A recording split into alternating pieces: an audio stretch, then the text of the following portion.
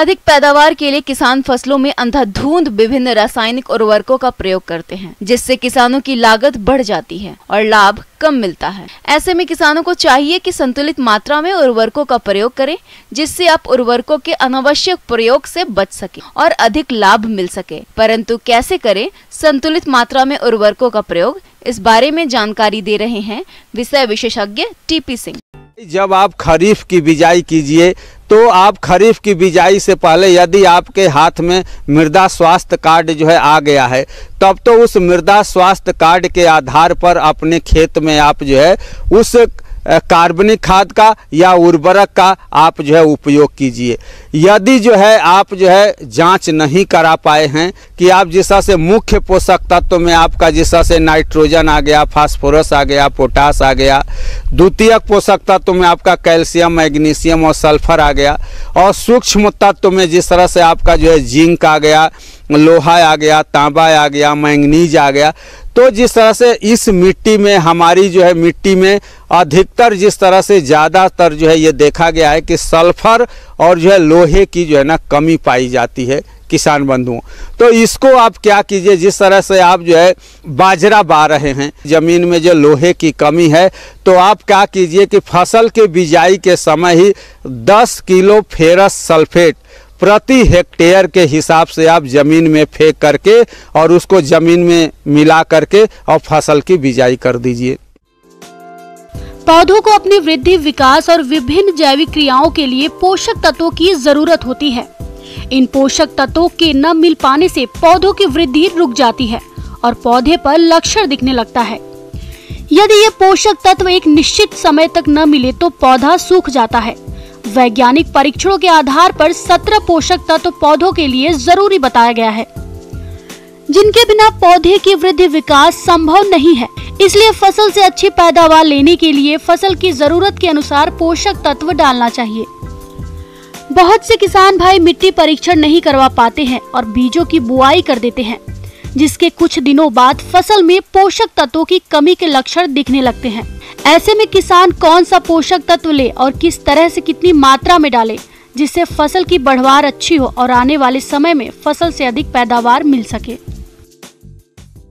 आपके ज़मीन में लोहे की कमी है और यदि आप जो है बेसल में आप फसल की बिजाई के समय आप नहीं डाल पाए हैं, तो उसके लिए अब बहुत सारा उपाय है किसान बंधुओं की। अब जो है सालुबल फर्टिलाइजर जो आ रहा है और वाटर सालुबल भी आ रहा है, मतलब वो पानी में डालिए और आपका घुल जाएगा।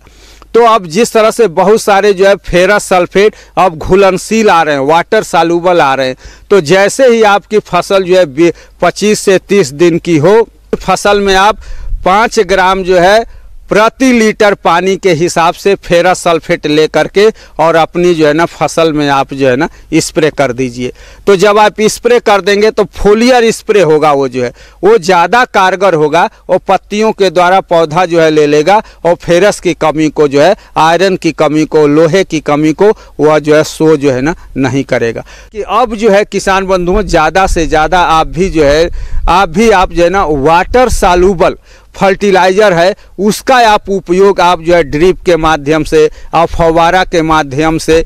इसकी मात्रा जब वाटर सालुबल उर्वरक का आप उपयोग करेंगे तो ये मात्रा भी इसकी कम लगेगी, तो इसकी कीमत भी आपकी कम लगेगी। तो आप जो है अपनी लागत भी कम कर सकते हैं वाटर सालुबल फर्टिलाइजर्स का उपयोग करके।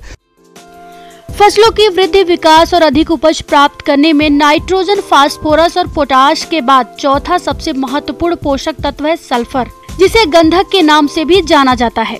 भारतीय मृदाओं में सल्फर की कम मात्रा में उपलब्धता और दलहन व तिलहन फसलों में सल्फर का अवशोषण फास्फोरस से भी अधिक मात्रा में होने के कारण एक अच्छी फसल उत्पादन में इसका महत्व और भी बढ़ जाता है, जिसका उचित मात्रा में प्रयोग करना बेहद जरूरी होता है।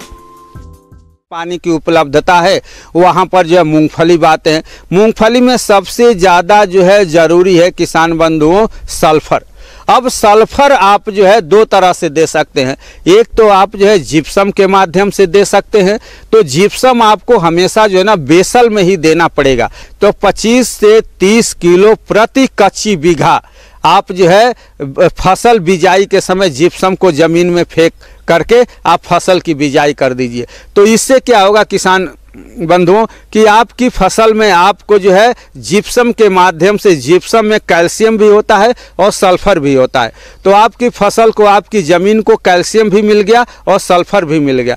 यदि आप जिप्सम बेसल में नहीं दे पाते हैं, वाटर सालुबल आता है, उसको आप जब आपकी फसल 25 से 30 दिन की हो जाए तो आप जो है उसको जो है वाटर सालुबल जो है सल्फर लेकर के और आप स्प्रे के रूप में आप अपनी फसल पे स्प्रे कर दें,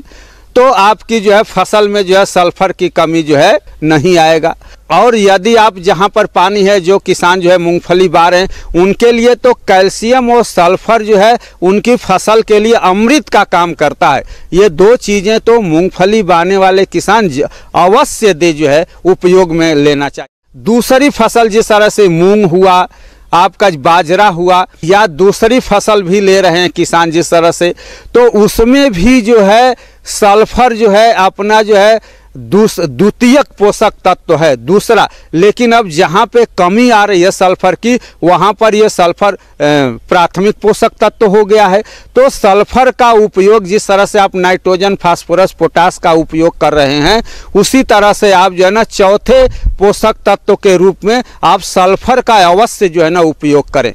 तो सल्फर का उपयोग करने का पहले ही अपन चर्चा कर लिए कि जिप्सम के माध्यम से कर सकते हैं, या जिस तरह से वाटर सालुबल सल्फर आता है उसके माध्यम से आप उपयोग कर सकते हैं। यदि आप बेसल में नहीं डाल पाया तो उसको आप जो है पानी छिड़काव के रूप में उसका वाटर सालुबल सल्फर का 25 से 30 दिन का मूंग हो जाए या 25 से 30 दिन का बाजरा हो जाए, उसमें आप जो है स्प्रे करके सल्फर की कमी को आप दूर कर सकते हैं।